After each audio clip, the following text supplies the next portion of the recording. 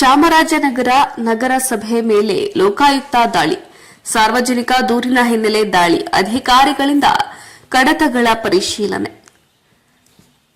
ಚಾಮರಾಜನಗರ ನಗರಸಭೆ ಕಚೇರಿಯಲ್ಲಿ ಭ್ರಷ್ಟಾಚಾರ ಕೆಲಸ ವಿಳಂಬ ಕುರಿತು ಸಾರ್ವಜನಿಕ ದೂರಿನ ಹಿನ್ನೆಲೆ ಲೋಕಾಯುಕ್ತ ಅಧಿಕಾರಿಗಳು ದಾಳಿ ನಡೆಸಿ ಕಡತಗಳನ್ನು ಪರಿಶೀಲನೆ ನಡೆಸಿದ್ರು.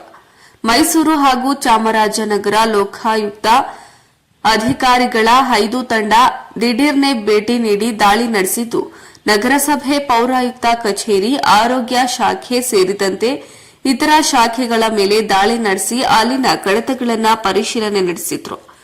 ಆಯಾ ಶಾಖೆಗಳ ಅಧಿಕಾರಿಗಳು, ಸಿಬ್ಬಂದಿಗಳಿಂದ ಮಾಹಿತಿ ಪಡೆದುಕೊಂಡ ಲೋಕಾಯುಕ್ತ ಅಧಿಕಾರಿಗಳು ಹಲವು ದಾಖಲೆಗಳು ಹಾಗೂ ಕಡತಗಳನ್ನು ಪರಿಶೀಲಿಸಿದ್ರು.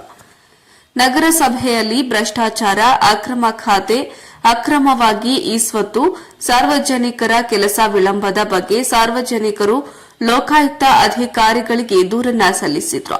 ಈ ಹಿನ್ನೆಲೆ ದಿಢೀರ್ ದಾಳಿ ನಡೆಸಿದೆ ಎನ್ನಲಾಗಿದೆ. ದಾಳಿಯಲ್ಲಿ ಲೋಕಾಯುಕ್ತ ಡಿವೈಎಸ್ಪಿ ಗಜೇಂದ್ರ ಪ್ರಸಾದ್, ಇನ್ಸ್ಪೆಕ್ಟರ್ಗಳಾದ ಲೋಹಿತ್ ಕುಮಾರ್, ಗಿರೀಶ್, ರವಿಕುಮಾರ್, ಶಶಿಕುಮಾರ್ ಸೇರಿದಂತೆ ಇತರರು ಭಾಗವಹಿಸಿದ್ರು. ವರದಿ ಹೊಮ್ಮ ನಂಜುಂಡ ನಾಯ್ಕ, ಚಾಮರಾಜನಗರ.